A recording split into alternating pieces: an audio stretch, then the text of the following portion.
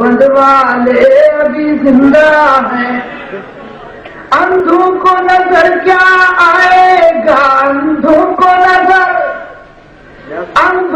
نظر کیا آئے گا، سورج کی طرح زندہ ہے جو بند والے ابھی، جو بند والے ابھی اندھوں کو نظر کیا آئے گا، اندھوں کو نظر کیا آئے گا، سورج کی طرح زندہ ہے۔ حبيب إله العالمين محمد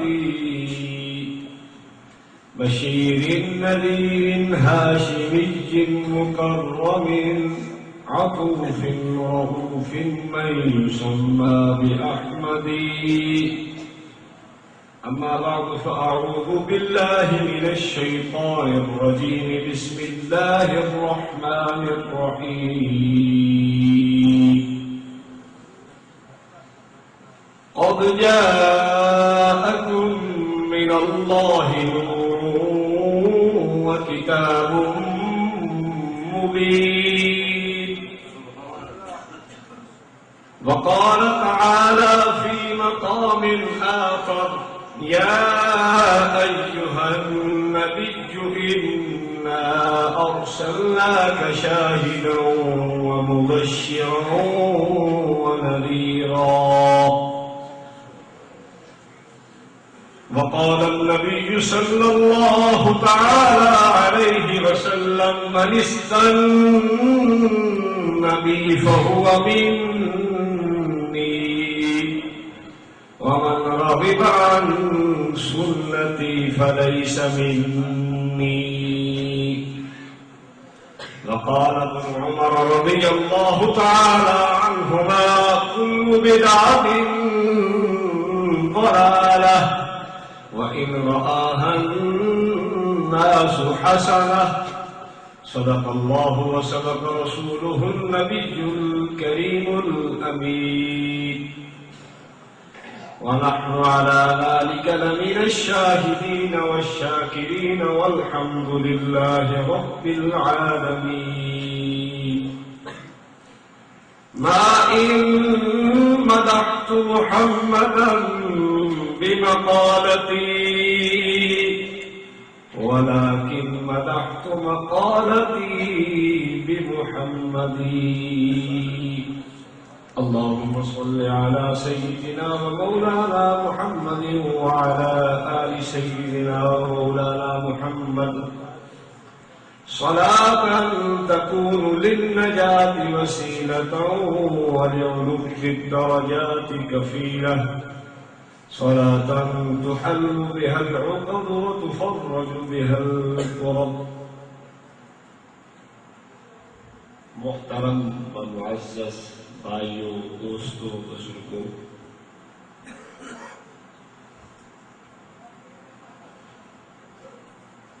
اللہ تعالیٰ آپ لوگوں کا آنا بھی قبول فرمائے اور میرا بھی سفر کر کے آنا قبول فرمائے اور ہمیں سچ حق کہنے سننے کی بھی توفیق عنایت فرمائے. ہم اہل سنت والجماعت اور ہمارا کام نبی محترم صلی اللہ علیہ وسلم کی سنت اور صحابہ کرام کی سنت کی پیروی کرنا ہے. اللہ تعالیٰ نے نبی پاک صلی اللہ علیہ وسلم کو انسانیت کے لیے نمونہ بنا کر بھیجا ہے. آپ صلی اللہ علیہ وسلم کی زندگی انسانیت کے لیے ایک نمونہ ہے. جو اعمال آپ نے کر کے امت کو دکھلائے، امت نے کرنا شروع کر دیے، ان کو کرنا چاہیے. اور جن کو آپ صلی اللہ علیہ وسلم نے نہیں کیا، صحابہ کرام نے بھی نہیں کیا، امت نے نہیں کیا، ہمیں بھی اس کو نہیں کرنا. سیدھی سی بات ہے، اس میں کوئی جھگڑا نہیں، کوئی اختلاف نہیں، کوئی رولا نہیں، اس لیے کہ عاشق اور محب وہ چال، وہ ڈھال، وہ قدم، وہ سوچ نہیں رکھتا جو اس کے محبوب کی سوچ نہ ہو۔ آقا دو عالم صلی اللہ علیہ وسلم ایک کام کر سکتے تھے لیکن نہیں کیا۔ آپ کے اوپر جان نشاور کرنے والے صحابہ ایک کام کر سکتے تھے لیکن نہیں کیا۔ آج عاشق بننے والے کا بھی تقاضا یہ ہے کہ وہ بھی اس کام کو نہ کرے، اگر کرے گا تو عشق سے کم از کم نکل جائے گا۔ اس لیے کہ رسول محترم صلی اللہ علیہ وسلم کی ذات گرامی جس طرح کرنے والے کاموں میں ہمارے لیے نمونہ ہے، اسی لیے نہ کرنے والے کاموں میں بھی ہمارے لیے نمونہ ہے۔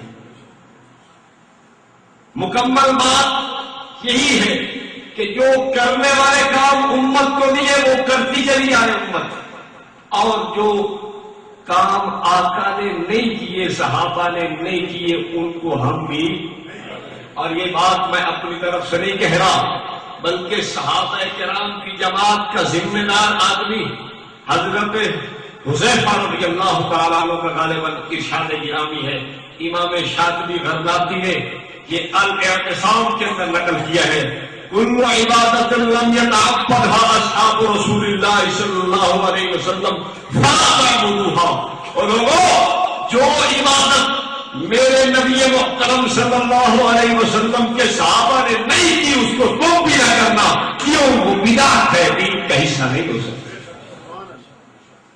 اور یہ بات اصول میں طے ہو چکی ہے۔ سیدنا عبداللہ ابن عمر رضی اللہ تعالیٰ عنہ کا ارشاد گرامی 7 کتابوں کے اندر موجود ہے، امام ابو شامہ نے کتاب الباعث کے اندر نقل کیا ہے۔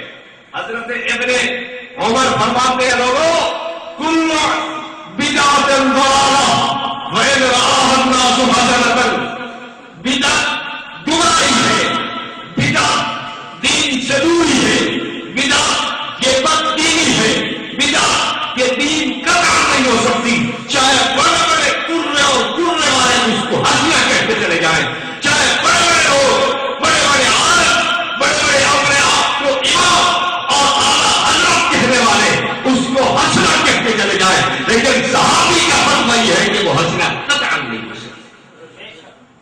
یا تو بندہ یہ کہے کہ ان کو دین سمجھ نہیں آیا تو پھر تو بات ہی ختم ہو گئی، وہ امت کے مقتدا ہی جب بندہ نہ سمجھے پھر کس طرف اس کا دل چاہے چلتا رہے۔ اگر مانتا ہے کہ صحابہ میرے مقتدا ہے، مانتا ہے صحابہ میرے لیے مشعلہ ہے، صحابہ کے لیے میں اپنے آپ کو سمجھتا ہوں کہ میں مقتدی ہوں، صحابہ کا ایمان میرا، صحابہ کا عمل میرا، صحابہ کی زندگی میرا، پھر اپنی ساری زندگی صحابہ کے نقش قدم پہ لگانی پڑے۔ یار اگر آپ یہ بتاؤ ایک آدمی جانا لاہور چاہتا ہو اور منہ کراچی کی طرف کر لے، کیا وہ پہنچ جائے گا؟ کیوں جی؟ آپ سمجھدار آدمی ہو، صحابہ کرام کی طرف ایک آدمی پہنچنا چاہتا ہے، میں مثال کے طور پر آپ سے عرض کر رہا ہوں، ایک آدمی پہنچنا لاہور چاہتا ہے لیکن منہ کراچی کی طرف ہے، یہ کراچی سے بھی آگے گزر سکتا ہے لیکن لاہور قطع نہیں پہنچ سکتا۔ اگر میری منزل اور میرا مقصود صحابہ کرام کی نفوس قدسیہ ہے کہ میں اپنے آپ کو ان کا مقتدی اور اپنے آپ کو ان کا متبع سمجھتا ہوں، اپنے آپ کو ان کا غلام سمجھتا ہوں، ان کو مقتدا سمجھتا ہوں، پیشوا رہنما سمجھتا ہوں، کم از کم مجھے منہ تو ان کی طرف کرنا چاہیے نا۔ ایک کام وہ ساری زندگی کرتے نہیں ہیں، میں شروع کر لوں ایمان سے، بتاؤ میں نے رخ ان کی طرف رکھا یا ان سے رخ موڑ لیا؟ چاہے دنیا کا کوئی بہت بڑا امام اپنے آپ کو کہہ رہا ہے، اعلیٰ حضرت سے بھی کچھ اوپر نکلنے کی کوشش کرے، لیکن اس کی اعلیٰ کی الوہیت ہم اس کے منہ پہ ماریں گے کہ نا صحابہ کا نقش قدم اگر کہتا ہے تو چل کے بھی دکھا. یہ کیا بات ہے؟ اپنے آپ کو ان کا متبع بھی کہے لیکن ان کو اپنا رہنما کہے. میں یہ سوال کرتا ہوں لوگوں سے، یار یہ بتاؤ، صحابہ کو تو تم مقتدا کہتے ہو لیکن پھر صحابہ کی ماننے کے لیے تیار نہیں. صحابہ کو کہتے ہیں کل عبادت لم یتعبدها اصحاب رسول اللہ صلی اللہ علیہ وسلم فهو بدعۃ فلا تعبدوها. لوگوں، جو عبادت، جو دین کا کام صحابہ نے نہیں کیا، خبردار اس کو تم کرنا، اس لیے کہ وہ دین کا کام نہیں، وہ بدعت ہے. تم کیوں یہ بات نہیں سمجھتے؟ وہ کہتے ہیں یار یہ بھی کوئی پوچھنے کی بات ہے، ہمارے پاس بھی ایک بڑی شخصیت ہے. اچھا، پھر وہ بہت بڑی شخصیت ہے. اچھا، اس کی کیا تعریف ہے؟ بادشاہ، اس کی تو زبان اور قلم سے نقطہ برابر خطا نہیں ہوتی. اچھا، اس کی زبان پہ رب کا پہرا ہے. اچھا، اس کی زبان سے خطا نہیں ہو سکتی. اللہ نے اس کو لفظوں سے محفوظ کر دیا. میں کہتا ہوں یار تمہاری جان حق کے اندر تو عجیب بات لکھی ہوئی ہے. عصمت انبیاء کے عقیدہ میں تم نے لکھ دیا کہ گناہ انبیاء سے بھی ہو سکتے ہیں، صغیرہ بھی ہوتا ہے، کبیرہ بھی ہوتا ہے. تم نے تفصیل کے ساتھ اس بات کو لکھ دیا لیکن اپنے امام کے لیے کہتے ہو کہ جناب اس سے لفظ بھی سرزد نہیں ہوتی، اس سے جناب زبان و قلم سے نقطہ برابر خطا بھی سرزد نہیں ہوتی. بات کیا ہے؟ وہ کہتے ہیں مولوی صاحب بات یہ ہے، یہ وہ ہستی تھی جس کو دیکھ کے صحابہ کو دیکھنے کا شوق بھی کم ہو جایا کرتا تھا. یار اتنی بڑی شخصیت، ہاں اتنی بڑی شخصیت تھی، اگر وہ ہمیں کہیں گے کہ کر لو ہم کرتے چلے جائیں گے، اس لیے کہ اس نے ہمیں کہا ہے کہ میرا دین و مذہب جو میری کتب سے ثابت ہے اس پر قائم رہنا ہر فرض سے اہم تھا. اب دوسری باتیں ہیں، یا تو بندہ اگر ان کو مقتدا مانے تو پھر ان کا صحیح طرح مقتدی بنے. آپ بتلاؤ، امام صاحب نماز پڑھا رہے ہیں، مقتدی کا رخ امام کی طرف ہے یا امام کی طرف کمر کر کے کھڑا ہے؟ آپ منہ اس طرف کر کے کھڑے ہوتے ہو یا منہ پچھلی طرف کیا ہوا ہے؟ اور کوئی کہے کہ جناب کو کیا کر رہے جی نماز پڑھ رہے ہیں ایسی، کوئی یہ کس طرح نماز؟ کہتا ہے بھائی کوئی نہیں، میں کھڑا تھا، امام نے پیچھے آنا، میں کوئی آگے تو نہیں لگ گیا، میں امام نے پیچھے کھڑا، پھر کیا ہوا کہ میرا بھی مصطلف ہے؟ ہاں یہ علماء کا متفق فیصلہ ہے کہ اس کی نماز کوئی نہیں. کیوں؟ کوئی اپنے امام نے رخ ہی نہیں کیتا. وہ بزرگا اگر صحابہ نو مقتدا منتا ہے، صحابہ نو پیشوا منتا ہے تو کم از کم روح نہ اپنا سیدھا کرنا ہے، کوئی اپنی ایک سیدھی رکھنا ہے، اپنے آپ کو کچھ درست کرنا ہے نا. کچھ بدعات کو دین کا نام بنا کے چالو کرے اور پھر ہم کہیں کہ صحابہ نے نہیں کیا چھوڑ دو. تم کہو کہ کوئی بات نہیں، ہمارے پاس بھی ایک بڑی شخصیت ہے آپ کے علاقہ میں، اور ہمارے یہاں بھی ایک ربیع الاول کے اندر ایک بہت بڑا جشن ہوا جس کو عید میلاد النبی کے نام سے لوگ جانتے ہیں. بڑا دھوم دھام سے عید منائی گئی، بڑا جشن منایا گیا، لوگوں نے اس کو بہت کچھ کیا. میں اس طرف نہیں جاتا کہ یہ صحابہ نے کیا ہے یا نہیں کیا، کیونکہ یہ بات مسلم ہے کہ صحابہ اس عمل کے اندر شریک نہیں ہے. کیوں؟ ان کی اپنی کتب میں لکھا ہوا ہے کہ یہ کام 606 ہجری کے اندر شروع ہوا ہے. اس وقت تو کوئی صحابی زندہ نہیں تھا دنیا کے اندر موجود. تو بہرحال یہ بات کی بات ہے، لیکن بات یہ عرض کرنا چاہتا ہوں کہ یہ سرکار دو عالم صلی اللہ علیہ وسلم سے محبت نہیں ہے. اس کی وجہ ان کی معتبر کتب میں لکھا ہوا ہے. تذکرہ اکابر اہل سنت ایک کتاب عبد الحکیم شرف قادری کی، دوسری تذکرہ علماء اہل سنت و جماعت لاہور ابو الحسن سید فروقی کی دوسری کتاب، تیسری کتاب نور بخش توکلی کی عقائد اہل سنت، اس کے اندر اس کے شروع کے پیش لفظ میں بھی، چوتھی کتاب رسائل میلاد مصطفیٰ، اس کے اندر بھی نور بخش کے رسالہ سے پہلے پیش لفظ میں لکھا ہوا ہے. آپ حیران ہوں گے کہ یہ 12 ربیع الاول کو عید بنانے کا اس نور بخش توکلی نے انگریز کی خدمت کے اندر اپنا مدعا پیش کیا کہ جناب 12 تاریخ پہلے وفات کے نام سے مشہور ہے اور سرکاری کاغذات کے اندر بھی 12 وفات لکھی ہوئی ہے. آپ اس کو ہمیں عید بنانے کی اجازت مرحمت فرمائیں.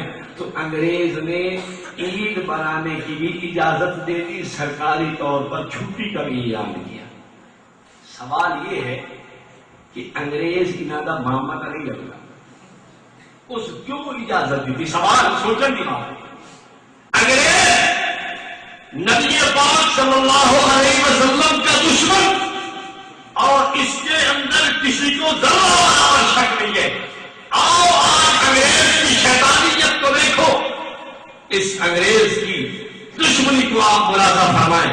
اس کے اندر کتنا بغض نبی محترم صلی اللہ علیہ وسلم کے ساتھ ہے اور مسلمانوں سے بھی کتنا بغض ہے. یہ تو آپ جانتے ہیں یا نہیں جانتے؟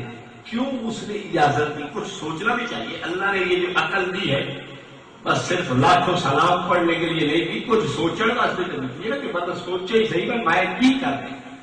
انگریز نے کیوں اجازت دی؟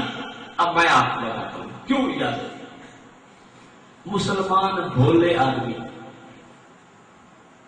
کیونکہ یہ بات تو پکی ٹھکی ہے کہ آقا دو عالم صلی اللہ علیہ وسلم کی وفات وصال 12 ربیع الاول کے بعد، 12 ربیع الاول کے دن آقا کی کیا ہے؟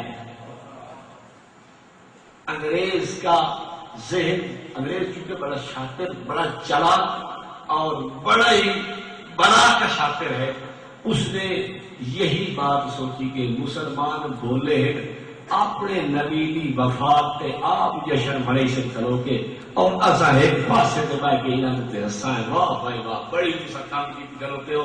اور نبی بھی تسا منے دیو کہ 12 ربیع الاول تے اس دنیا کو تشریف لے کے گئے، وقت قرآن دی وفات تے جشن منائی کرتے ہو. او تھوڑا کہ ہنستا بیٹھا ہے، اساں ڈھول پٹن نو تے تبلا مارن نو لگی ہوئی.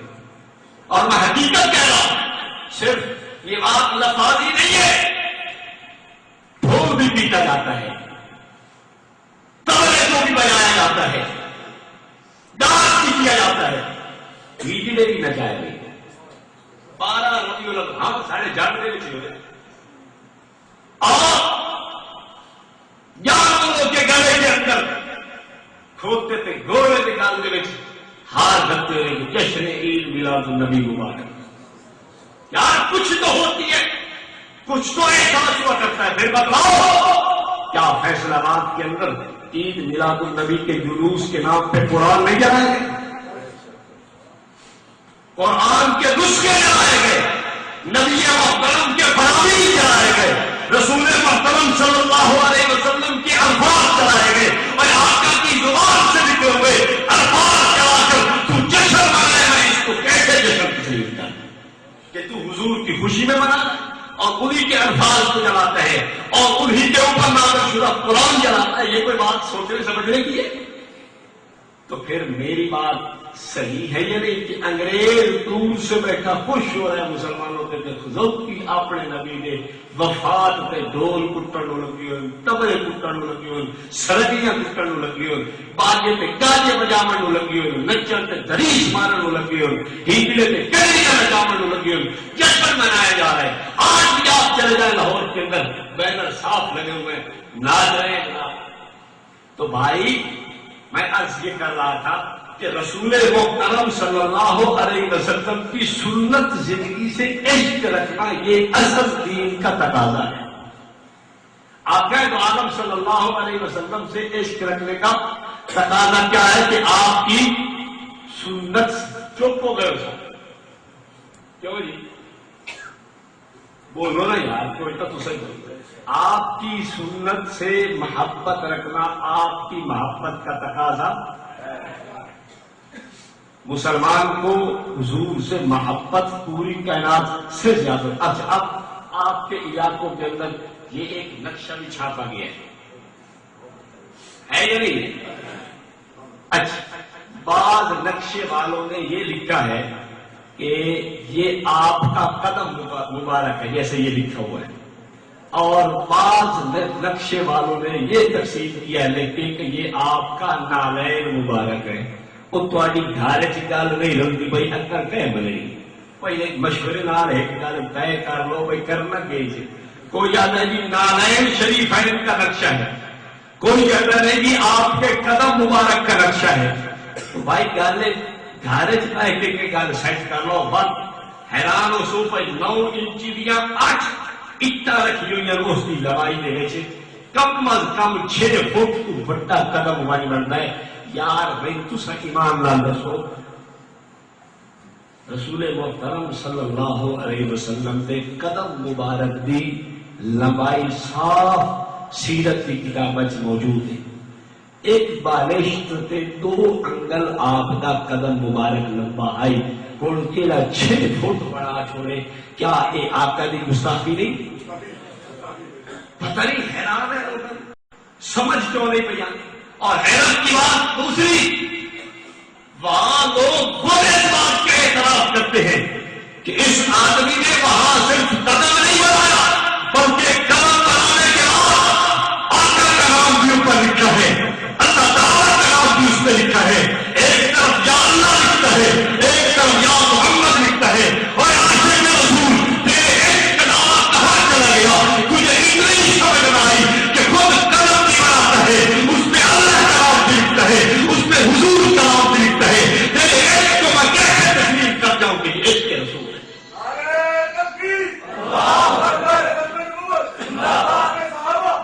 حضور کی محبت کا تقاضا یہ نہیں ہے اور اس طرح کرنے بھی نہیں کیا جائے گا. یہ بھی مت بھولو کہ ایسے جو کرتے چلے جاؤ روزانہ کوئی نہ کوئی گوشتہ بھی کھا چھوڑو گی. آج اے ہو گیا اے ہو گیا اے ہو گیا. پہلے سر کے سنت پکڑی کا لفظ دی درود تو تھوڑے کو خالص ہے کوئی. درود ابراہیمی کے متعلق صاف لکھا ہے کہ درود ابراہیمی نماز سے باہر پڑھنا گناہ ہے، مکروہ ہے، حرام ہے، نجائز ہے. پھر پوچھتا ہے کیا پڑھے؟ کہتا درود خضری پڑھو. خضری جانتے ہو کیا ہوتا ہے؟ خضر سے لیکن صحابہ لوگ صحابہ میری درود پڑھتے بیٹھے یہ پڑھے. درود خضری پڑھا کرو، درود ابراہیمی کی ضرورت نہیں. وہ گناہ، وہ نجائز، وہ حرام، وہ مکروہ تحریمی، وہ گناہ کبیرہ، اس کی ضرورت نہیں ہے. اپنی طرف سے درود بنا لو. یارو کل اللہ کے دربار میں پیش نہیں ہونا آپ نے. کچھ تو بندہ سوچے ہی بھائی یار جس طرف میں چل رہا ہوں کیا یہ میرا راستہ ٹھیک بھی ہے.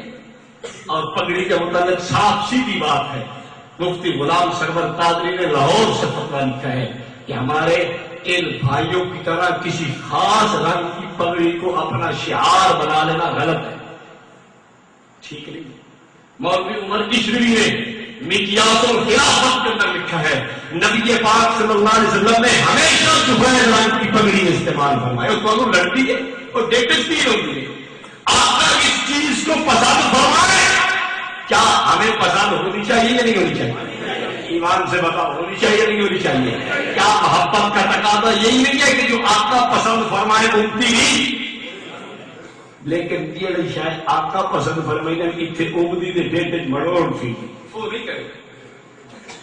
تو بھائی اس لیے میں عرض کر رہا ہوں کہ سرکار کی سنت سے عشق اصل عشق کا تقاضا ہے. یہ صرف میری بات نہیں ہے، اعلیٰ حضرت بریلوی کی بھی یہی بات ہے.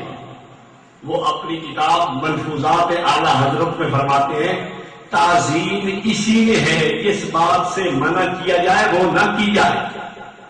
تعظیم اسی میں ہے جس بات سے منع کیا جائے وہ. تو اصل تعظیم یہ ہے کہ شریعت کے مسئلے کے اوپر چلنا. روکا جائے تو رک جاؤ، کہا جائے چلو تو چلنا شروع کر دیا جائے. میری تمہید آپ کے ذہن میں کچھ آئی؟ میں عرض یہ کر رہا تھا کہ جو عمل صحابہ نے کیا رسول محترم صلی اللہ علیہ وسلم نے کر کے دکھایا وہ ہمیں، اور جو صحابہ نے بھی نہیں کیا آقا دو عالم صلی اللہ علیہ وسلم نے بھی نہیں کیا ہمیں بھی وہ. سیدھی سی بات ہے. اب آپ بتلاؤ یہ جو اذان کے ساتھ صلاۃ و سلام شروع ہوا ہے یہ بڑا کب شروع ہوا ہے؟ 781 ہجری کے اندر انہوں نے لکھا ہے. واللہ عالم جھوٹ ہے یا سچ ہے ان کی بات ہی مان لیتے ہیں. چلو 781 ہجری شروع ہوا ہے. تھوڑے جو کوئی یہ رہنا بندہ اس شاید سانو پتہ دے چھوڑے کہ یار 781 ہجری دے وچ فلاں صحابی دنیا تے موجود ہے. کوئی صحابی موجود ہے دنیا؟ نبی پاک صلی اللہ علیہ وسلم تھے موجود دنیا میں؟ ہے جی؟ لوگ کہتے ہیں تھے بھی موجود، حضور تو موجود تھے، آپ تو ہر جگہ موجود ہیں۔ بھائی دیکھو قرآن کیا کہتا ہے، وَإِذَا كُنْتَ فِيهِمْ فَأَقَمْتَ لَهُمُ الصَّلَاةَ، جب آپ لوگوں کے اندر موجود ہو تو آپ خود نماز پڑھایا کریں۔ تو پھر جناب مولوی بھی اجازت دیتی جائے نماز پڑھانا۔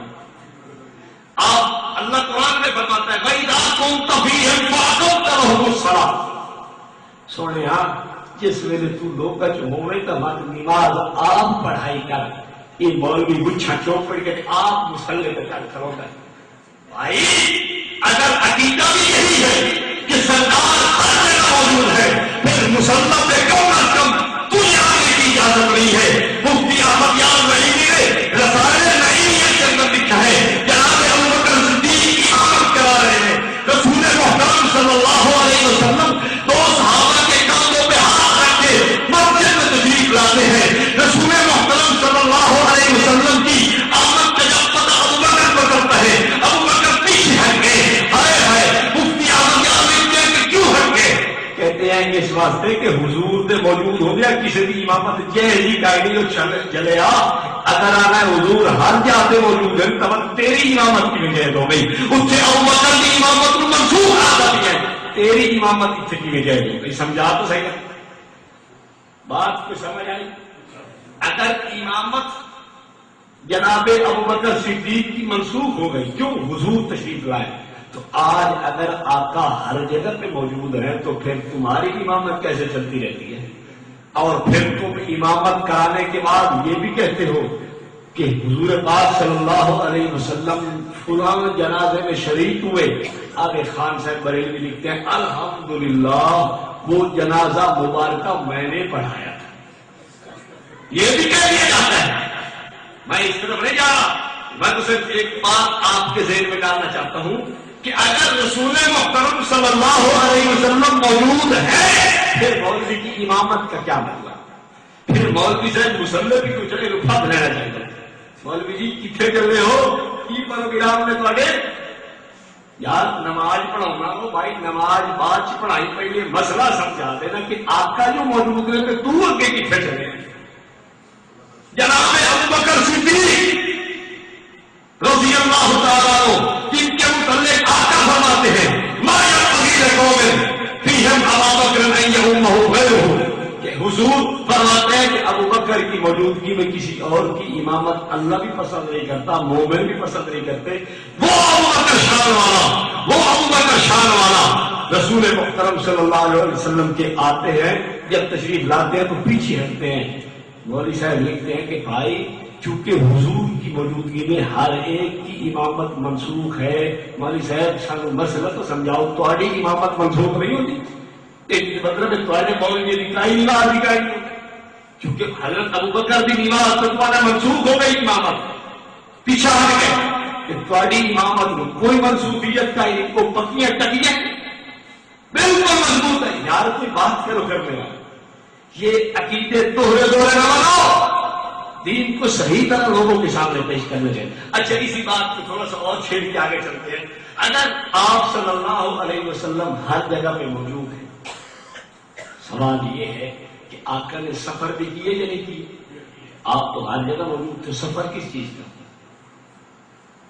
آپ صلی اللہ علیہ وسلم معراج کی تشریف لے گئے تو آپ تو ہر جگہ موجود تھے، معراج کا کیا مطلب؟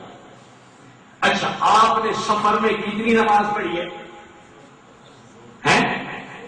قصر نماز پڑھی ہے یا نہیں پڑھی؟ تو اگر آپ پہلے وہاں موجود تھے تو قصر نماز کا کیا مطلب؟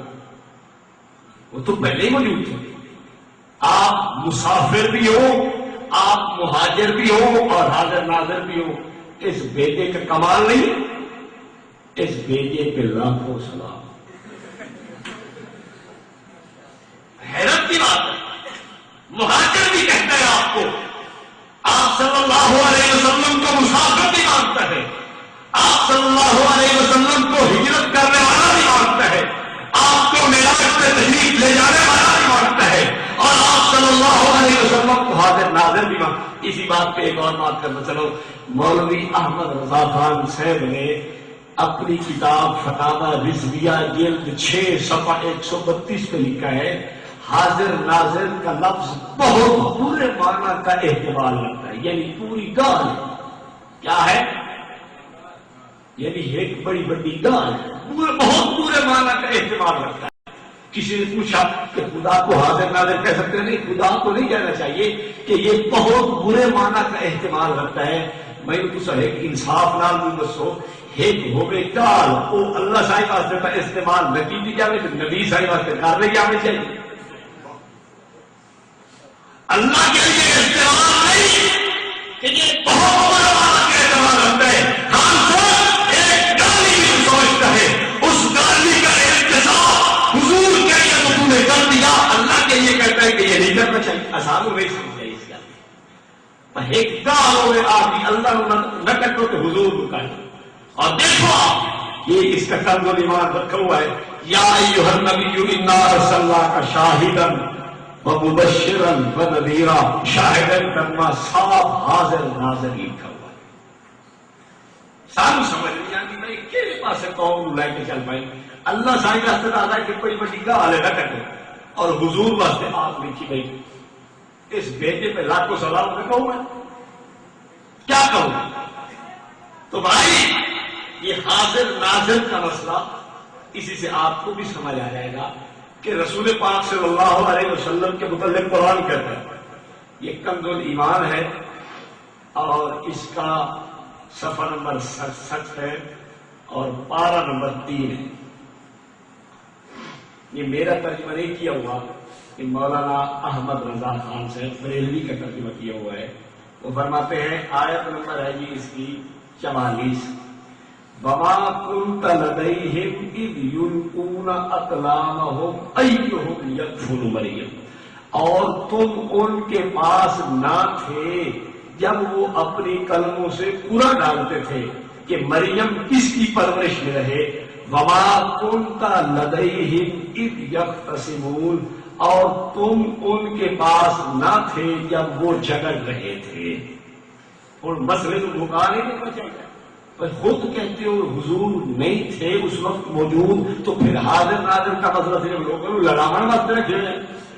خود اقرار بھی کر لو، خود انکار بھی کر لو، پھر اس کے بعد امت کو یہ دو متضاد چیزیں دے دی جائیں۔ یہ قرآن کے نام کے اوپر یہ کنز الایمان ترجمہ چھپا، اور قرآن مقدس میں ایک بات تسلیم کر دیتے ہیں کہ حضور حاضر نہیں تھے، پھر اس کے بعد امت کو کہا جاتا ہے نہیں حاضر بھی ہے ناظر بھی ہے۔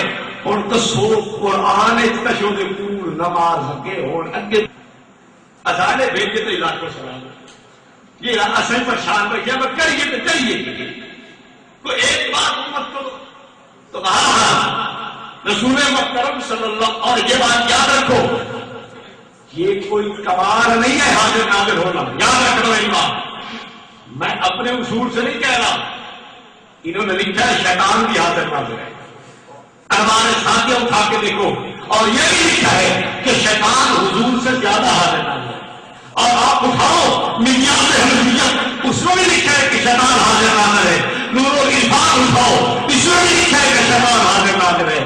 وہ چلے آپ یہ شیطان بھی حاضر ناظر ہو گئے، بات ایک ہی نہ کمال رہ گیا کہ یہ تو حضور واسطے ثابت کر لڑائی پائی لگنا، کوئی بات کرنے پڑی آپ کی۔ یہ اعلیٰ حضرت بریلوی نے ملفوظات میں فرمایا ہے کہ وہ جو غیر مسلم کے لیے ہو سکتی ہے مسلم کے لیے کمال نہیں، جو صفت جو کام غیر مسلم کافر کر سکتا ہو وہ مسلمان کرے تو کوئی کمال۔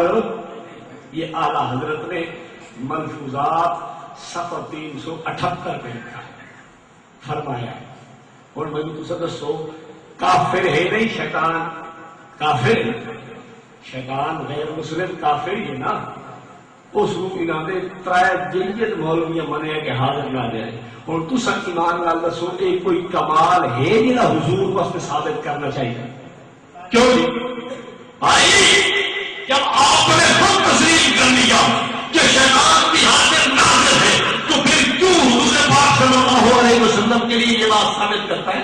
جب کمال ہی کوئی نہیں، جب کوئی خوبی کوئی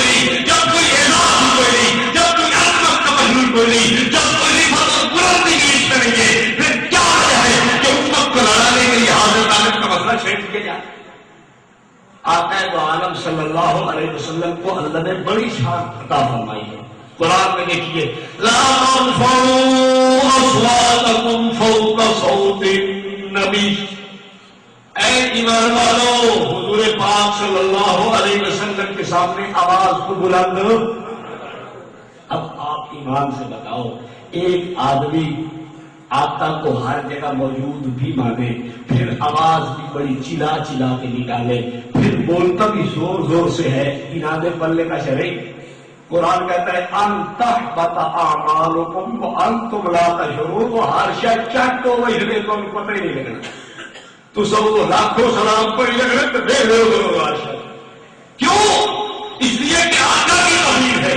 رسول محترم صلی اللہ علیہ وسلم کے پاس صحابہ آتے ہیں خدمت میں حاضر ہوتے ہیں لیکن کوئی بھی اونچی آواز سے بات نہیں کرتا. اس لیے کہ قرآن کا فیصلہ ہے حضور کے سامنے خبردار کسی اونچی آواز سے بات کی جائے. بلکہ بعض صحابہ جو رہے تھے کہ ہماری آواز بلند ہے کہ ایسا نہ ہو ہمارے آواز ضائع ہو جائے. جاؤ صحابہ تو یہ بتا کے جائیں کہ حضور کے سامنے اونچی آواز سے بولنا بھی بے ادبی ہے. اور سارے میل نہیں تھے سب بار بار کے تقریرات بات لاکھوں سلام پڑھے بھی نادے عمل کو جی نہیں ہوتا.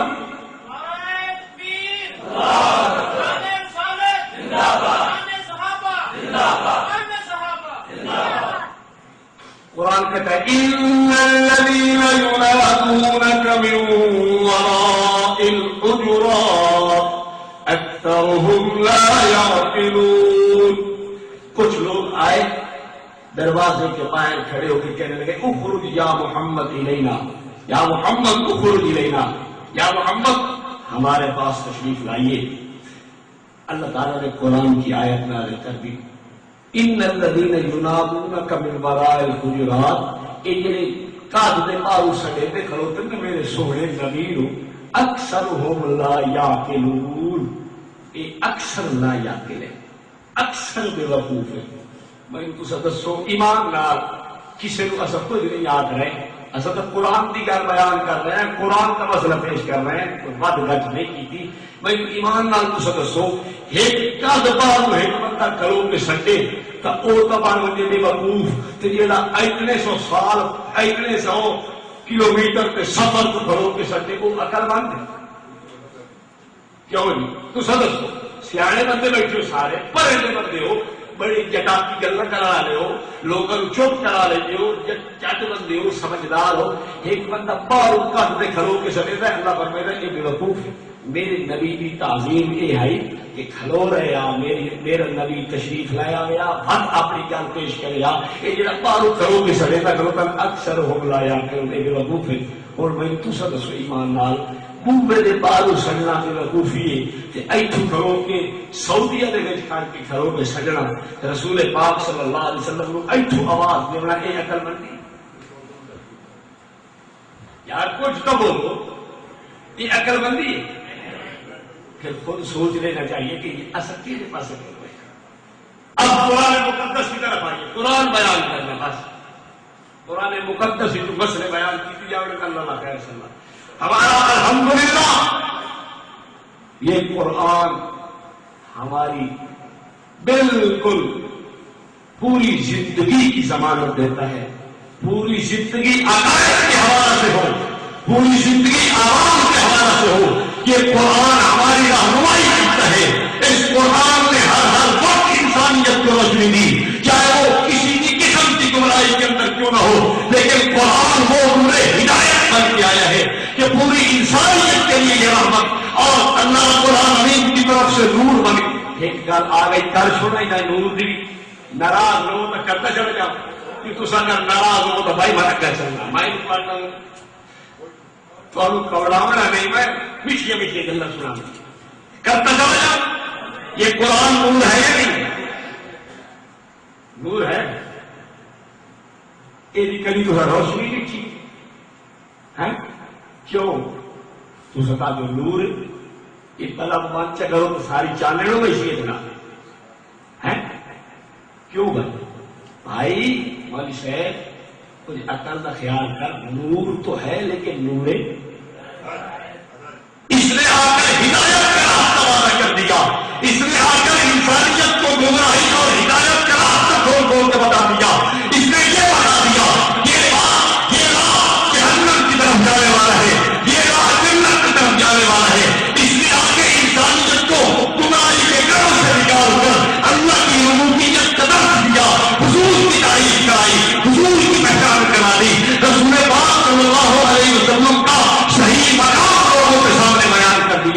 لوگوں جیسے یہ قرآن نور ہدایت ہے، میرا آقا بھی نور ہدایت بن کے تشریف لائے۔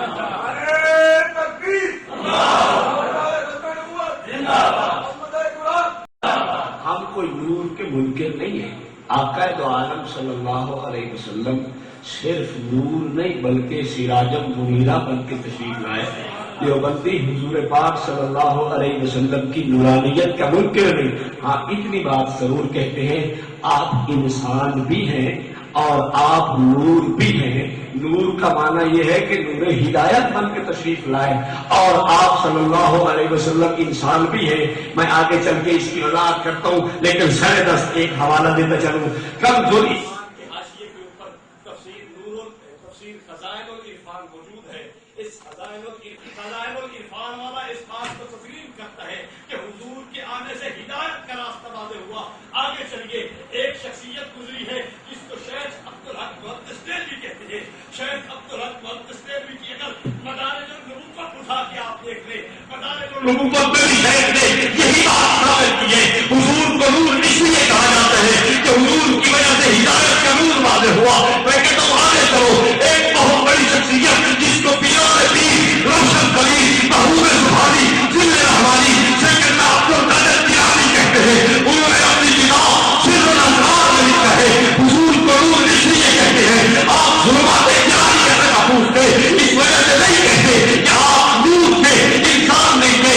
آگے چلیے، میں آپ کو تفسیر مدارک کے اندر لے کے چلتا ہوں۔ تفسیر مدارک والے نے لکھا ہے حضور نور اس وجہ سے ہے کہ آپ کی وجہ سے نور ہدایت واضح ہوئی، ہدایت کا راستہ واضح ہوا۔ آپ معلومات تبدیل کو اٹھائیے، وہاں بھی یہی لکھا ہے حضور کی وجہ سے کفر و ہدایت کے اندر فرق ہوا، آپ نور ہدایت کر کے آئے۔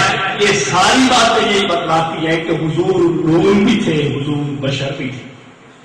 ہم نہ حضور کو صرف اکیلا بشر مانتے ہیں، نہ صرف حضور کو اکیلا۔ اب ایک بات رہ گئی، رہا انسان تو ہے لیکن انسانیت میں بھی فرق ہے۔ انسانوں کے کئی درجے ہیں۔ آپ دیکھیے ہمارے پسینے سے بدبو آتی ہے یا نہیں آتی؟ لیکن آقا دو عالم صلی اللہ علیہ وسلم کے پسینہ اطہر سے خوشبو پھوٹتی ہے یا نہیں پھوٹتی؟ اچھا آپ یہ دیکھیں، آپ کا اور ہمارا گزرا نوع بدبودار، اور انسان خود بھی اس بدبو کو نہیں سوکھ سکتا، لیکن آقا دو عالم صلی اللہ علیہ وسلم کی شان اور رفعت کا کیا اندازہ لگائیے کہ حضور پاک صلی اللہ علیہ وسلم کے جزلات کے بارے میں امت کا فیصلہ ہے کہ وہ پاک ہے، طاہر مطہر۔ یہ فیصلہ ہے یا نہیں ہے؟ آقا کے فضلات کیا ہے؟ تو معلوم یہ ہوا کہ وہ ہمارے جیسے نہیں۔ یہ بات تو پکی سچی ہے۔ کون کہتا ہے وہ ہمارے جیسے ہیں؟ آپ آگے دیکھیے، رسول محترم صلی اللہ علیہ وسلم سوئے تو ان کی نیند سے وضو ٹوٹ جاتا ہے؟ بولیے نا، نہیں ٹوٹتا۔ تمام انبیاء کے متعلق یہی مسئلہ ہے کہ جب انبیاء سو جائے تو ان کی نیند سے وضو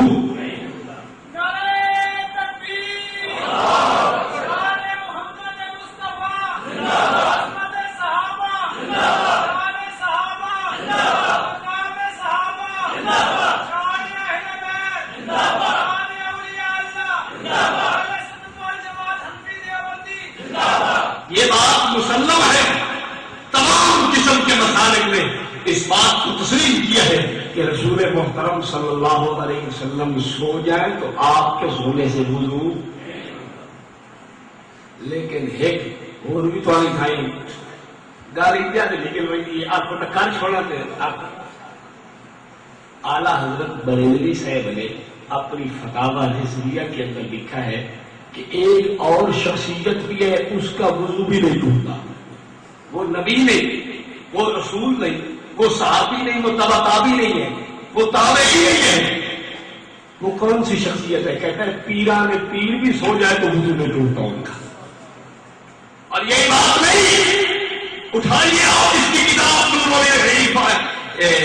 عرفان شریعت، اس کے اندر صاف لکھا ہے کہ حضرت غوث پاک کی روح کو سیدہ عائشہ نے روح کھلایا ہے۔ آپ اٹھائیے اس کی فتاوی کیا، اس میں ثابت کیا ہے غوث پاک کا نام سن کے انگوٹھے چومے جا سکتے ہیں۔ آپ اٹھائیے کتابوں کو، اس نے الحمد للہ کے اندر لکھا ہے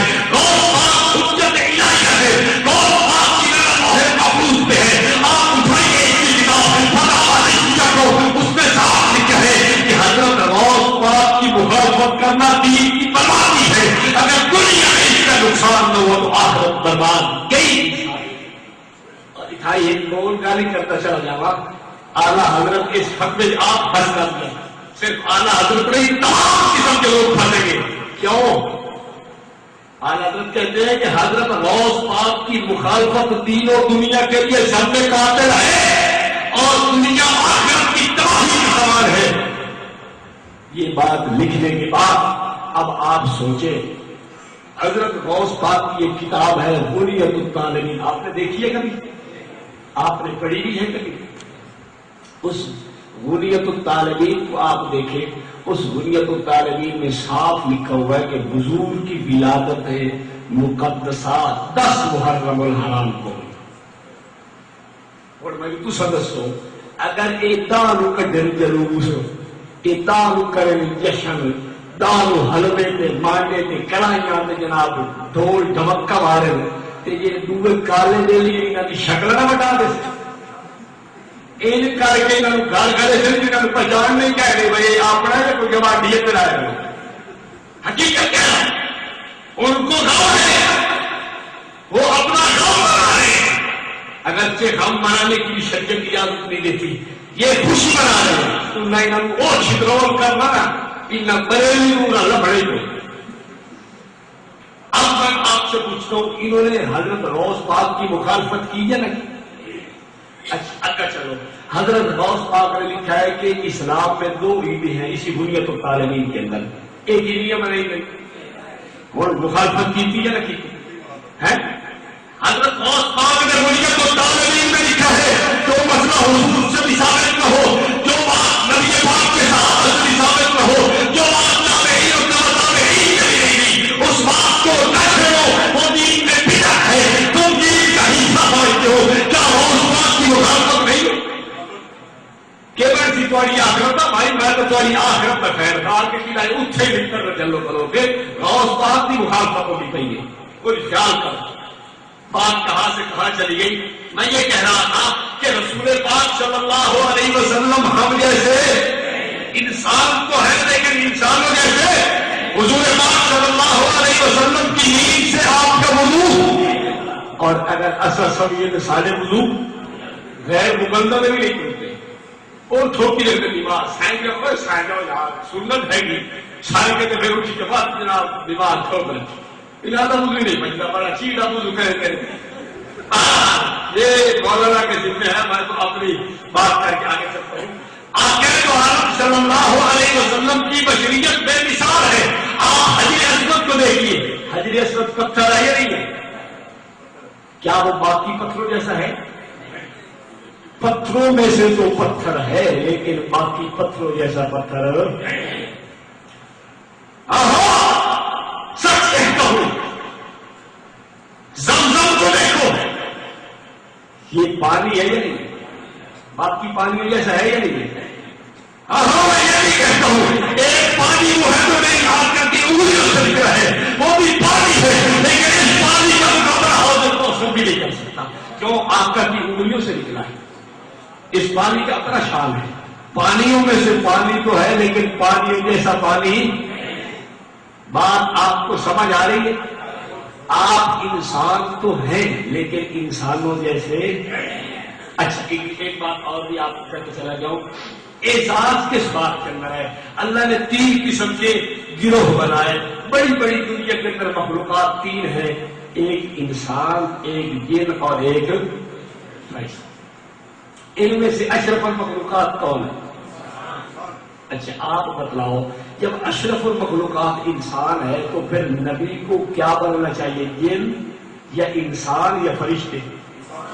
اور یہ نہ آخے کہ نبی کو انسان آکڑا کفر ہے اور میں تو سدسو عقل کا علاج نہ کرا. بھائی یہ بات ساری دنیا مانتی ہے کہ 3 قسم کی بڑی مخلوقات میں سے اللہ نے عزت کا دار انسانوں کے سر پہ رکھا ہے. اور اگر یہ بھی کوئی تصریح کرتا ہے قرآن نے اس بات کو بھی کہہ دیا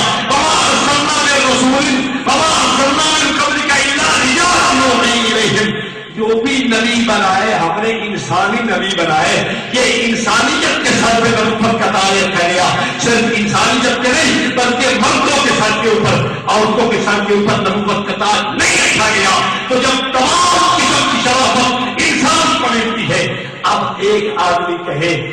نبی انسان نہیں ہے، اس صرف ایک نبی دی رسالت کا انکار نہیں کیتا، بلکہ ایک لاکھ 40,000 نبی دی رسالت چھوڑ کے پڑ گئے۔ اور یاد رکھو رسول پاک صلی اللہ علیہ وسلم کو بشر ماننے کا یہ نہیں مطلب کہ ہم کہیں کہ جی ہمارے جیسے بشر ہیں، غلط بات۔ اور ہم یہ دکھا سکتے ہیں کہ ایک دیر رولا پاوڑا نے نہ لکھے کہ ہم جیسے بشر ہیں، لکھا ہے، ایسی کیا بات ہے؟ آپ صلی اللہ علیہ وسلم کی شان اقدس کا اندازہ لگائیے، اللہ اکبر کبیرہ، اللہ اکبر کبیرہ۔ انبیاء بھی آپ کی شان کے مقابلہ میں اللہ اکبر آپ کا مقابل اور مماثل نہیں ہو سکتے۔ ایک دیکھیے، ایک نبی جا رہے ہیں اور فرشتے آئے اور آ کر ان کے پاس بیٹھ گئے، نبی نے ان کو بٹھایا، بٹھانے کے بعد گھر چلے گئے، ایک ذبح کیتا بچہ کو کے پھول کے آ کے سامنے رکھے، مالا اللہ تاکلوا مالا تم اللہ تک، وہ کھانے کیوں نہیں کھاتے؟ ڈر گئے۔ فرشتوں نے کہا لا تخف، ڈرن کی گل کہی اصل اللہ کے فرشتے ہیں۔ دیکھو ایک نبی کو جاگتے اور بیداری بھی پتہ نہ چلا کہ یہ فرشتے انسانی شکل میں آئے ہوئے ہیں، لیکن ہمارے آقا کی تو شان ہی اللہ نے کیا رکھی تھی۔ رسول پاک صلی اللہ علیہ وسلم سو ہوئے ہیں، حضرت عبداللہ ابن مسعود رضی اللہ عنہ کی گود میں سر ہے آپ کا، تو فرشتے آ گئے، آ کر ایک آپ کے پاؤں کی طرف ایک سر کی طرف کھڑا ہو گیا، ایک کہنے لگا یہ سوئے ہوئے ہیں، دوسرا کہنے لگا کہ نہیں یہ جاگ رہے ہیں۔ دونوں نے بات سچی کی، ظاہر کے اعتبار سے تو آپ سو رہے تھے لیکن آپ کا دل بیدار تھا۔ آپ صلی اللہ علیہ وسلم بیدار ہوئے وہ جا چکے تھے۔ حضرت ابن مسعود عرض کرنے لگے یا رسول اللہ صلی اللہ علیہ وسلم میں عرض کروں کہ تو ایسی ایسی آدمی تھا، فرمایا عبداللہ مجھ سے پوچھ، آدمی نہیں تھے فرشتے تھے اللہ کے۔ ہمارے آقا کی نیند بھی اتنی فوقیت رکھتی ہے، اتنی شان والی ہے، کون کہہ سکتا ہے وہ بندے کا پتر جڑا کہ نبی ساڈے لیا ہوتا ہے؟ کوئی نہیں کہہ سکتا۔ اس کے دل کے اندر آقا صلی اللہ علیہ وسلم کی محبت ہے، وہ کیسے کہہ سکتا ہے کہ آقا ہمارے جیسے؟ پھر آقا صلی اللہ علیہ وسلم کے لیے اللہ نے بہت کچھ مسانے رکھی، بہت کچھ مقام و مرتبہ رکھا، بہت کچھ شان و مراتب رکھے، بہت کچھ آپ کے مراتب رفیہ بنائے۔ کون ایسا آدمی ہے جو کہہ سکتے کہ آقا میرے جیسے ہے کہ میں ہوں جیسا؟ کسی کی یہ ضرورت نہیں، اور نہ ہی ہم مسلمان یہ سمجھتے ہیں، کوئی مسلمان یہ آپ دیکھیں یہ کتاب کنز الایمان ہے، اس کتاب کے اندر آپ کو اس بات کو دیکھ لیں کہ مولانا نے ترجمہ کیا ہے ایک 13ویں پارے کی آیت کا، وقالت لهم رسلهم ان نحن الا قالت لهم رسلهم ان نحن الا بشر مثلكم، کہتا ہے کہ ان رسولوں نے کہا، ان کافروں کو ان کے رسولوں نے، ہم ہیں تو تمہاری طرح انسان، اور آپ انسان کا ترجمہ کی تھی بھائی، کوئی ہو چکر تو ڈانگا نہ چھیک رکھے ہیں ایسی، تو سر انسان کا ترجمہ دیں گے بھائی آپ ہو تو کر رہے، یہ ہمیں سمجھ نہیں آتی۔ اب اعلیٰ حضرت نے خود اللہ کے لیے حاضر طلب استعمال کیا اس کے اندر، وَقُلْنَا لِحُكْمِهِمْ شَاهِدِينَ، وَقُلْنَا لِحُكْمِهِمْ شَاهِدِينَ، صفحہ 394، یہ کنز الایمان، اس کے حاشیے پہ نور العرفان چڑھی ہوئی ہے، آپ اس کو خود دیکھ لیجئے۔ وَقُلْنَا لِحُكْمِهِمْ شاہدین کے اندر یہ صاف اعلیٰ حضرت نے ترجمہ کیا ہے۔ یہ آیت بنتی ہے 78، سورت ہے انبیاء، پارہ نمبر ہے 17، کہتا ہے ہم ان کے حکم کے وقت حاضر تھے، اپنے لیے حاضر، اللہ تعالیٰ کے لیے حاضر کا لفظ استعمال کیا ہے، لیکن آپ حیران ہو گئے، کئی کتابوں کے اندر لکھا ہوا ہے کہ اللہ کو حاضر ناظر کہنا بے دینی ہے، کفر ہے، گمراہی ہے، گناہ ہے، نجیب ہے، بہت برا معنی رکھتا ہے. یہ اللہ کی توہین ہے. آپ کیتی کرو ہے استعمال اصل سے کریے اصل مجرے ہو گئے. یاد کی گال تو ہونی چاہیے. میں اس طرف نہیں جاتا کہ حضرت رسول پاک صلی اللہ علیہ وسلم انسانوں میں سے تو انسان ہے لیکن انسانوں جیسے بھائی ہمارا عقیدہ ہے یا نہیں ہے. اور میں نے آپ کو کئی مثالوں سے یہ بات واضح کر دی. رسول پاک صلی اللہ علیہ وسلم انسان بھی ہیں نور بھی ہیں. کسی کا اختلاف نہیں ہے نور کے اندر. ہم تو آقا کی نورانیت کا انکار قطعا نہیں کرتے. آقا کو انسان بھی مانتے ہیں نور بھی مانتے ہیں. آپ ذات کے اعتبار سے انسان ہے صفات کے اعتبار سے. اچھا ایک مسئلہ اور اسی کے اندر آپ کہو گے مولوی صاحب وہ بھی سمجھاتے چلو کہ یار علم غیب والا کیا آسان نہیں سمجھ نہیں آتی. کوئی آتا علم غیب ہے کوئی آتا کوئی نہیں. یہ بارے کیا کریں آپ سارے جنازوں کے اندر دعا پڑھتے ہوئے نہیں پڑھتے اللہم اغفر لحینا ومیتنا وشاہدنا وغائبنا وصغیرنا وکبیرنا وذکرنا وانثینا پڑھتے ہوئے نہیں پڑھتے. کون کون پڑھتا ہے؟ سارے پڑھتے ہیں. اچھا ایک حوالہ میں تمہیں اور دکھا رہا ہے اس کے بعد سن کریں. یہ سورہ نمبر ہے حامیم سجدہ. اس کی آیت نمبر ہے 6. کنز ایمان کا ترجمہ قل انما انا بشر مثلکم ترجمہ کرتے ہیں تم فرماؤ آدمی ہونے میں میں تم ہی جیسا ہوں. یہ صاحب نہیں کہتا ہوتا ہے آدمی ہونے میں میں تم ہی جیسا ہوں. بات ختم ہو گئی. آپ سارے پڑھتے ہیں اللہم اغفر لحینا ومیتنا وشاہدنا وغائبنا وصغیرنا وکبیرنا. پڑھتے ہیں یا نہیں پڑھتے؟ اچھا شاہد کا کیا مطلب ہوتا ہے؟ شاہدنا جو لوگ یہاں موجود ہیں اللہ ان کی بھی بخشش فرما. وغائبنا جو ہمارے پاس یہاں موجود نہیں ہم سے غائب ہے ان کی بھی کرتے ہیں نہیں کرتے. یہ دعا کس نے سکھائی ہمیں؟ آپ نے پڑھی تھی دعا یا صرف ہمیں سکھائی تھی؟ آپ نے دعا پڑھی تھی نا. تو آپ جو کہہ رہے ہیں کہ یا اللہ جو میرے پاس یہاں لوگ موجود ہیں ان کی بھی بخشش فرما. جو میں محمد سے یہاں میں میرے پاس موجود نہیں مجھ سے غائب ہے ان کی بھی بخشش فرما. حضور نے اپنے لیے کہ جی میرے سے جو غائب ہے ان کی بھی بخشش فرما. اس کا مطلب یہ کہ کچھ نہ کچھ غیب تھا تو حضور یہ دعا کر رہے ہیں. اگر کچھ بھی غیب نہیں تھا تو آپ یہ دعا کیوں کرتے؟ بات آپ کو سمجھ آئی. دوسری بات پیر مہر علی شاہ صاحب کو آپ جانتے ہیں بزرگ تھے ہمارے پچھلے دور کے اندر گزرے ہیں. پیر مہر علی شاہ صاحب ان کو خلافت حاجی امداد اللہ مہاجر مکی نے دی. اور یہ بھی ایک بہت بڑا مستقل عنوان ہے کہ اکابر علماء دیوبند کیا تھے. وقت نہیں ہے میں اس میں کچھ روشنی ڈالتا کہ ہمارے اکابر علماء دیوبند کی تعریف اپنی کتابوں سے جا کے پوچھ. پیر جماعت علی شاہ سے پوچھ جو پڑھنے کے لیے اپنے بیٹے کو مفتی کفایت اللہ دہلوی کے پاس بھیجتا ہے اور اس کی دستار بندی آتے شیخ الہند محمود الحسن دیوبندی کراتا ہے. سیرت امیر ملت میں صاف لکھا ہوا ہے حضرت شیخ الہند دستار بندی کرانے کے لیے آئے. کافی سارے لڑکے ہیں قطار لگی ہوئی ہے. حضرت پیر صاحب پیر محمد حسین شاہ جماعتی یہ پیر جماعت علی شاہ کے بیٹے ہیں. یہ آپ کے کچھ قریبی ہے میرا خیال ہے سیالکوٹ. یہ وہاں جناب پیچھے قطار کے اندر کھڑے ہیں. حضرت شیخ الہند نے پگڑی بدھوانی شروع کر دی. پگڑی بدھاتے بدھاتے بدھاتے جب پیر صاحب کا نمبر آیا تو پگڑیاں ختم ہو. ہائے ہائے حضرت شیخ الہند نے اپنی پگڑی اتاری. اپنی پگڑی اتار کر پیر صاحب کے سر میں رکھی.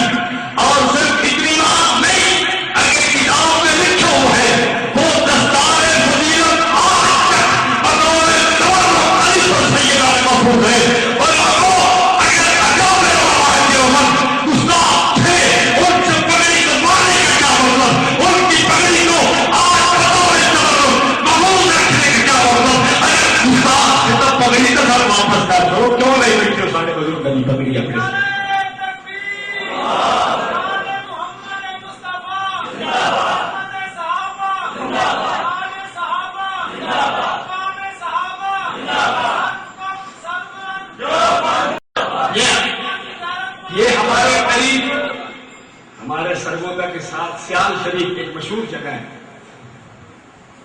قمر الدین سیالوی کا نام سنا ہے؟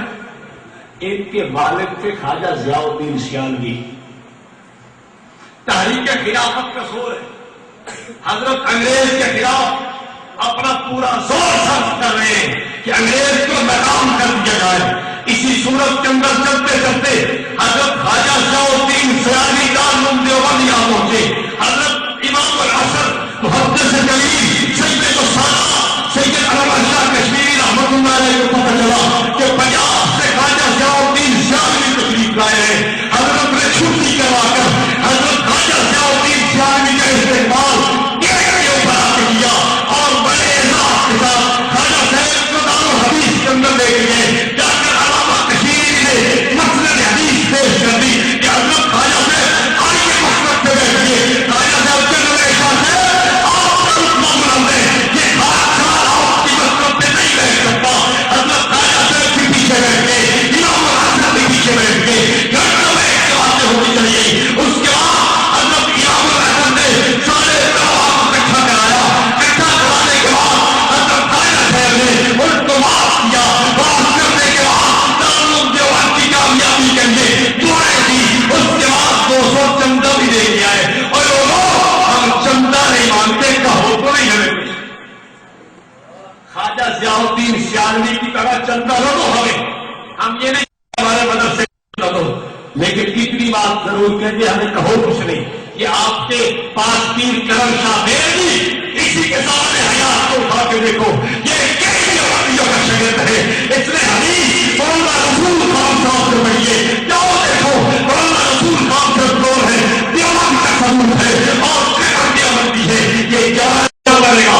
صرف پیر کرم شاہ کا نہیں, سید جماعت علی شاہ کا سوچو. کیوں اس نے حدیث مولانا مظہر نالوی سے پڑھی ہے, جو مولانا کریم احمد سہارنپوری کا معمول ہے. وہ بارے سوچ لو کہ کرنا تکلیف نہیں کرنا. اور آگے چلتا ہوں, پیر کرما والے سرکار مشہور ہے, اکاڑی کے بچ دربار ہے, جانتے ہوئے نہیں جانتے. ایک بزرگ ہے دوسرے شیخ پورا کے اندر, میاں شیر محمد شرط پوری. یہ میاں شیر محمد شرط پوری بڑا اللہ والا بزرگ تھا. اس نے اس کے دارالعلوم دیوبند کے حضرات سے بڑے تعلقات تھے. اس نے صبح شب 4 آدمیوں کو بھیجا, جاؤ دیوبند والوں سے وہاں مل گیا. یہ بات مادن کرم کے اندر موجود ہے. اور یہ میاں شیر محمد شرط پوری اس سے ملنے کے لیے علامہ کشمیری تشریف لائے. میاں صاحب کے پاس باتیں ہوتی رہی, بیٹھ کے پیار و محبت کی باتیں ہوتی چلی گئی. جب جانے لگے علامہ کشمیری تو میاں صاحب سے یہ کہنے لگے, میاں صاحب میری کانڈ پہ تھپکی تا پھیر چھوڑو. میاں صاحب نے تھپکی پھیر دیتی, چلے گئے. میاں صاحب اور ٹانکے دے اڈے تک چھوڑ تشریف لے کے گئے. جس میرے واپس آئے آنے لگے, یار کیڑا بڑا امام الاصل محدث کبیر سید انور شاہ کشمیری ہے. میرے جائے خاک ساتھ مطلب یہ کہ میری کانڈ پہ ہاتھ پھیر چھوڑو. دیوبند دے وچ 4 ملی موجود ہے جو ایک علامہ انور شاہ کشمیری. اور اس میاں شیر محمد شاہ پوری نے ایک اور واقعے کو سنا کے چلا جاوا. ساڑھے پیر محترم سید السادہ حضرت سید نفیس الحسینی شاہ صاحب رحمت اللہ علیہ وہ فرمایا کرتے تھے کہ میاں شیر محمد شرط پوری ایک دفعہ ہندوستان میں اعلی حضرت سے ملنے گیا.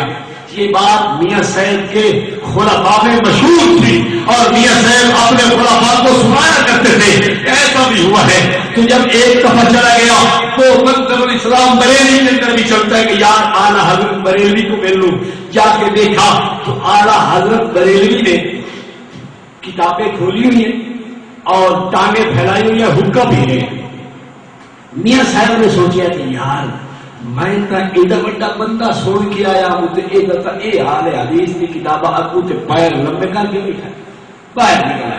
پھر سوچا کہ یار گل ہے آیا تو ہے ہی صحیح, وہ چلو ملتا ہے اس کو. پھر اندر چلے گئے. اندر جا کے دیکھا کہ اعلیٰ حضرت صاحب قبلہ کی طرف تھوک رہے ہیں. پیر صاحب وہیں سے الٹے کر وہ واپس آئے اور سارے راہ افسوس کرتے آئے کہ یار میں کہڑے کام میں لگ گیا ہوں.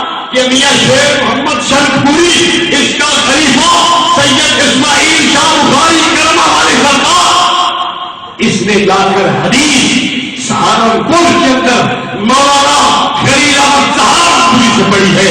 اگر آپ سے میں پوچھتا ہوں خلیل احمد سہارنپوری گستاخ ہے پر کرما والی سرکار بچ رہی ہے بات، اس کو سنبھالو، کرما والی سرکار کا کچھ خیال کرو۔ اور کرما والی سرکار کی کتاب کے اندر باطن کرم میں صاف لکھا ہوا ہے، صدر المدرسین حضرت مولانا خلیل احمد سہارنپوری رحمت اللہ علیہ، ان سے جا کر میں نے پڑھا ہے۔ میں عرض لے کر تک جاؤں کہ اسانے اکابر ان کا تعارف اپنے حضرات کو پوچھ کے دے، اپنے علماء سے پوچھ کے دے، اپنے اکابر سے پوچھ کے دے، اپنے اکابر کی کتب سے پوچھ کے دے، اپنے اکابر کے ملفوظات سے پوچھ کے دے، اپنے اکابر کی تقریر اور تحریروں سے پوچھ کے دے۔ میرے اکابر کا گرنا الحمدللہ ہے، یہ میرے اکابر کی روائی ہے، یہ پوری دنیا کی روائی ہے۔ الفضل ما شہدت به الآباء، اور فضل تو یہ ہے کہ دشمن بھی کہہ اٹھے کہ یہ بہت بڑے آدمی تھے۔ بہرحال میں یہ عرض کر رہا تھا کہ پیر مہر علی شاہ صاحب، ان کا ایک حوالہ سنا کے بعد تو میں سمیٹتا ہوں، بات کافی لمبی ہو گئی ہے۔ ہمارے حضرت مہمان خصوصی اور امام المحققین اور امام المناظرین حضرت مولانا محمد رضوان عزیز صاحب وہ تشریف فرمائے۔ اصل بیان تو ان کا ہونا ہے، میں تو ایسے ان کا شاگرد ہوں، میں تو مطلب حاضر ہو گیا اپنی حاضری لگوانے کے لیے۔ ایک بات یاد رکھیے، لوگ بڑے جوش و خروش سے قبروں والوں سے جا کے مانگتے ہیں، اے بابا میں نے تو بوتل بیچا، میں نے تو رتا لال بوتل دے دی، ہاں جی بابا جی میرے نال تک کہیں میں تو مر گیا ہوں، میں تو ترٹ گیا ہوں، بھاج گیا ہوں، تو میں تو دو شاہ کیوں بھائی چلے تو صحیح کا مانگتے نہیں مانگتے۔ آؤ پیر صاحب کو پوچھ لئیے، پیر صاحب کو پوچھ لو، یہ پیر صاحب کی کتاب میری نہیں ہے، اعلان کلمۃ اللہ، اس کتاب کے صفحہ 67 پہ پیر صاحب لکھتے ہیں، آپ بھی سن لیں، اور جس کو حوالے میں شک ہو یہاں آ کے پڑھ بھی سکتا ہے۔ کوئی حوالہ اسانہ اپنا گھر کا نہیں بنایا گیا، ایک گولڑے شریف کی چھپی ہوئی ہے، پیر صاحب کی کتاب ہے، کوئی میرے گھر کی نہیں لکھی ہوئی۔ پیر صاحب فرماتے ہیں ہاں اگر کوئی شخص قبروں کا طواف یا سجدہ کرے یا اس قسم کی دعا مانگے، ایسا ہے مضامیر، ایسا ہے مزار، میرا فلاں کام سر انجام دو، تو بتوں کے پجاریوں کے ساتھ مشابہت پیدا ہو جائے گی جو ناجائز ہے۔ جیڑا بن کے بزرگ لوگ آخر کہ بابا جی اے امام لال بری میری قسمت، میری کھوٹی قسمت کرو بری ہے جی۔ کوئی کو جاتا ہے، کوئی اگر لائے پکڑ دے پتر، کوئی بان کی لکڑی ہلئی نہ کرو تا سوچ کے ٹینگا کہ کوئی قاتل گائے پوسی، کوئی دیر گائے پوسی، کوئی پوتر جائے۔ حالانکہ قرآن نے کیا کہ یہرو لمن یشاء اناسا ویہب لمن یشاء ذکور، جس کو چاہتا ہے بیٹے دیتا ہے، جس کو چاہتا ہے بیٹے دیتا ہے، جس کو چاہتا ہے دونوں دیتا ہے، جس کو چاہتا ہے نہیں دیتا۔ لیکن بیلی کی عادت نہیں، بزرگ ہی دے سکتے، ہماری سکتے ان کے شرم واہ بھائی بزرگ بہت کچھ دیتے ہیں۔ اب دیکھو پیر صاحب کہتے ہیں کہ بزرگوں سے صاحب مزار سے جا کے یہ کہنا کہ بابا جی میں نے کہا ہے فلانا کام میرا قرضہ، وہ فرمائے تھے بت پرست میں مشابہ ہے اے بندہ جنہیں بت اپنے بت کو بنتا کرتا ہے، اے بن کے قبر والے کو میری گل نہیں مت اس کو سمجھی کہ مولوی کی بات ہے، مولوی اپنی ذات کی گل نہیں کرتا، اے محقق عالم دا فیصلہ تمہاری عدالت میں اجر چھوڑے۔ کبیر محنت کا خیر تھے جہاں ایک مسلمان ہو گئے، اس نے اپنی کتاب سے اعلان کلمۃ اللہ نے لکھ چھوڑے کہ قبر والے تو من سے مگنا ایک وہ پرستی کے مشابہ ہے، ایک کام جائز نہیں ہے۔ میں تواڈے سے پوچھنا ہوں بھی کوئی بندہ بن کے منگے تو اپنے آپ کو آ کے میں بڑا مواحد ہاں، اس کو دو کچے نہیں مارنے چاہیے۔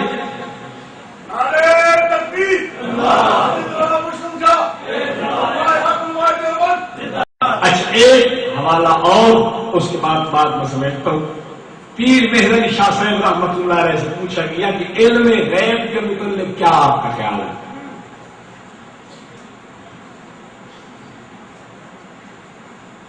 کہتے ہیں کہ پہلے غیب کے معنی بتائے جاتے ہیں. غیب نام ہے اس چیز کا جو حواس ظاہرہ و باطنہ کے ادراک اور علم بدیہی اور استدلالی سے غائب ہو، اور یہ علم حضرت حق سبحانہ کے ساتھ مختص ہے جو کہ ان آیات میں مراد ہے. اگر اس علم غیب کا کوئی مدعی ہو وہ اپنے نفس کے لیے یا کسی غیر کے اس قسم کے دعویٰ کی تصدیق کرے وہ کافر ہے.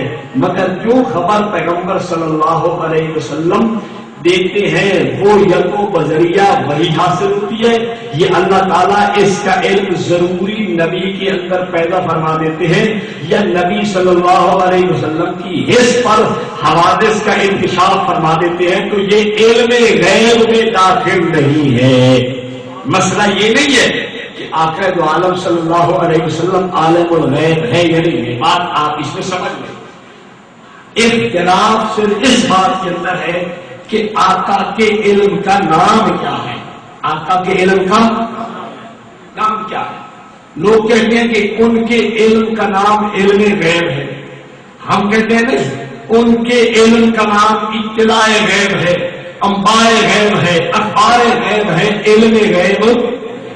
ایک اختلاف بنیادی اختلاف ہے بنیادی علم کا نام کیا. لوگ کہتے ہیں کہ وہ علم غیب ہے، ہم کہتے ہیں کہ علم غیب نہیں، اس کا نام اخبار غیب، اطلاع الغیب، انباء غیب، غیب کی خبریں، غیب کی باتیں، غیب کی اطلاعات. کیوں بھائی؟ اس واسطے اعلیٰ حضرت بریلوی فرماتے ہیں جب علم کی نسبت، جب علم مطلق ہو اور اس کی نسبت کس کی طرف ہو اور وہ مضاف ہو غیب کی طرف، تو اس سے مراد ذاتی علم ہوا کرتا ہے. یعنی لفظ علم کا یہ غیب کے نال نہ لے جاوے، اس میں مراد علم ذاتی ہوتا ہے. اور علم ذاتی کس طرح ہے؟ اور میں تو سدسو علم غیب جو لفظ لکھنے نہیں لکھنے تب بات یہ لفظ کس وقت بولے ویسی عالم الغیب دونوں لفظ ملے کھڑے ہیں یا نہیں ملے کھڑے؟ یہ لفظ کس کے لیے استعمال ہوگا؟ یہ میری تحقیق نہیں، پیر مہربی شاہ صاحب کی تحقیق ہے کہ جو علم اللہ انبیاء کو دیتا ہے وہ علم غیب میں داخل ہے. اس کی وجہ یہی ہے کہ علم غیب میں وہ علم داخل ہے جو اس ذات کا ذاتی علم ہے. چونکہ آقا صلی اللہ علیہ وسلم کا ذاتی علم کوئی نہیں مانتا، تم بھی ادا ہی مانتے ہو. تم کہتے ہو کہ حضور کو علم عطا کیا گیا، ہم بھی کہتے ہیں کہ اللہ نے بہت سارا علم حضور کو دیا ہے، لیکن اس علم کا نام علم غیب. بس اتنی بات سے نشید رکھ دی جائے. اللہ تعالیٰ ہم سب کو صحیح رسول پاک صلی اللہ علیہ وسلم کے دین مدین پہ چلنے کی توفیق عنایت فرمائے اور صحیح سنت کے راستے پہ چلنے کی توفیق عنایت فرمائے. لوگ اپنی طرف سے بہت من گھڑت دین کے اندر چیزیں چالو کر چکے ہیں. کوئی قوالیاں تھے، کوئی باتیں تھے، کوئی تان برنگ لائی کھڑا ہوتا ہے. قوالیوں کے نام پر بھی بڑا کام شروع کیا ہوا ہے. حالانکہ یہ اعلیٰ حضرت بریلوی نے لکھا ہے کہ یہ کمال برباد.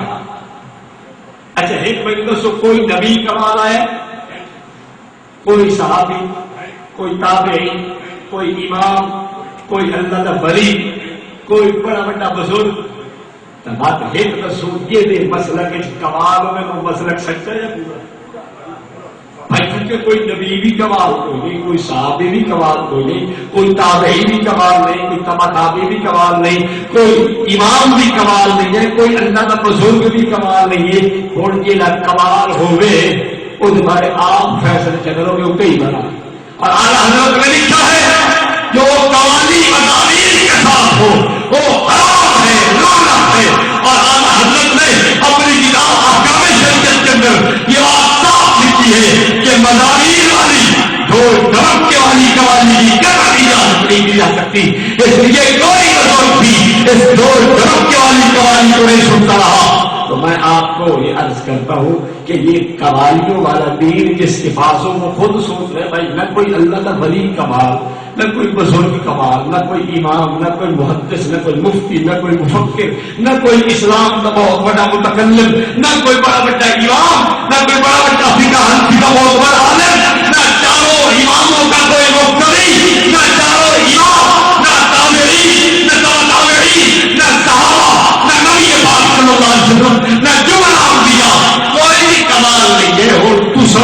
نال مارے کرو کوئی سوچو تو صحیح کی لگ گئے ہو کوئی اپنا پیرا بچا ہو کے بس رہتے پہ بیٹھے نماز ہو کے جناب ہاں لگے ہوئے کوئی پتہ نہیں کہ ہو جائے تو یہ قوالی شرم کوئی اس کی گنجائش نہیں، اعلیٰ حضرت کا اپنا فیصلہ ہے۔ آپ دیکھ لیں ایک بزرگ نے یہ اعلیٰ حضرت کی کتاب ہے، اسی اعلیٰ حضرت نے اپنی اس کتاب کے اندر صفحہ 115 پہ ارشاد فرمایا ہے، آپ اس کو ملاحظہ فرما سکتے ہیں قوالیوں کے متعلق۔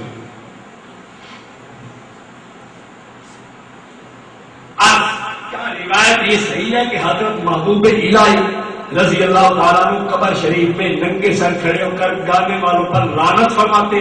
ارشاد یہ واقعہ حضرت خواجہ قطب الدین مختیار کاکی رحمۃ اللہ علیہ کا ہے کہ آپ کے مزار شریف پر مجلس سما میں قوالی ہو رہی تھی، سنیا ہے غور بار، تو لوگوں نے بہت اختراع کر لیے، ناچ وغیرہ بھی کراتے ہیں، حالانکہ اس وقت بارگاہوں میں مزامیر نہ تھے۔ حضرت سید ابراہیم ایرکی رحمۃ اللہ علیہ جو ہمارے پیران سلسلہ میں ہیں، باہر مجلس سما کے تشریف فرما تھے، ایک صاحب صالحین سے آپ کے پاس آئے اور گزارش کی کہ مجلس میں تشریف لے چلیے، یعنی قوالی دے تو صحیح کو مان کے تبلا سرنگی تھوڑی گئی سے شیر مار رہا ہے صاحب۔ آج کل کا بڑے بڑے محقق قادری جے بندے آئیے نقش نہیں بیٹھے وہ مرید کوئی ناچنا وہ آپ ہی ڈانس کر رہے بیٹھے یہ محقق کیتا ہے یہ امت مقتدا والے گھر منادی میری بندی ہوتی ہے۔ آپ حیران ہو گئے، نیٹ کے اوپر بھی ایک بجائے کرے طاہر القادری کو اس کا مرید سجدہ کر گیا۔ حقیقت کیا ہے؟ جھوٹ بولنے کی ضرورت نہیں ہے، آپ کھولیں نیٹ کو دیکھیں، جو ساتھی دیکھتے ہیں مادے کے طاہر القادری میں ایک مرید سجدے میں لگا دیا پارا، تو اس بزرگ کو کہا گیا حضرت یہ جو محفل سما ہو رہی ہے قوالی پیش کر رہے ہیں تو صحیح تشریف لایا ہوتے۔ حضرت سید ابراہیم ایرکی رحمۃ اللہ علیہ فرمایا تم جاننے والے ہو مواجہ اقدس میں حاضر ہو، یعنی اگر تجھے تو پتہ تھا اس بزرگ سے مان کے قدم حاضر ہو جڑا بزرگ ستا بھی ہے میرے پتہ چل رہی سی، اگر حضرت راضی ہو تو میں ابھی چلتا ہوں، یعنی یہ مزار شریف تو جی قوالی ہوتی پی اگر یہ بزرگ خوش ہے چل میں انہیں تیرے نال چلتا ہوں۔ انہوں نے مزار اقدس پر مراقبہ کیا، دیکھا کہ حضور قبر شریف میں پریشان خاطر ہیں اور ان قوالوں کی طرف اشارہ کر کے ارشاد فرماتے ہیں این بدبختان وقت ماں پریشان کرتا ان بدبختہ میں پریشان کر چکے ان قوالا میں بدبخت وہ بزرگ پر دعا کرے نہ بیٹھے۔ اس کے بعد واپس آئے قبر اس کی عرض کرے فرمایا آپ نے دیکھا سمجھ آ گئی جلدی بزرگ جنہوں نے قبر تے قوال تے مستال تے دھمال ہوتی ہے وہ آدمی بدبخت روایت کرنے والے اور میں تسا دسو یہ بدبخت ہوئے وہ بھی تو پوری سیرت عقل ختم ہو گئی ہے، اس واسطے قوالی کی قطعاً کوئی اجازت نہیں ہے۔ جس ویلے سارا دین قوالی والا ہے ہی نہیں، قرآن و سنت سننا سارے کو کوئی نہیں، اللہ کا قرآن پڑھی آ کے آقا کی سنت سنی کر کے رسول پاک صلی اللہ علیہ وسلم کا ارشاد گرامی کر کے سنیے ایک ایک مرتبہ جناب قوالی کا مطلب سن کر قطعاً اس کی اجازت نہیں ہے۔ کوئی بات میری اگر نہ مانے تو میں کہوں گا اعلیٰ حضرت نے یہ لکھا ہے، یار بھلے مجھے نہ مان مجھے کوئی تو کریے تو اسے اپنے اعلیٰ حضرت کی مان لے، وہ کہہ رہے ہیں کہ یہ قوال بدبخت ہے۔ اللہ تعالیٰ ہم سب کو رسول پاک صلی اللہ علیہ وسلم کے دین مستقیم پر مستقیم رہنے کی توفیق عنایت فرمائے۔ اور قولی ھذا واستغفر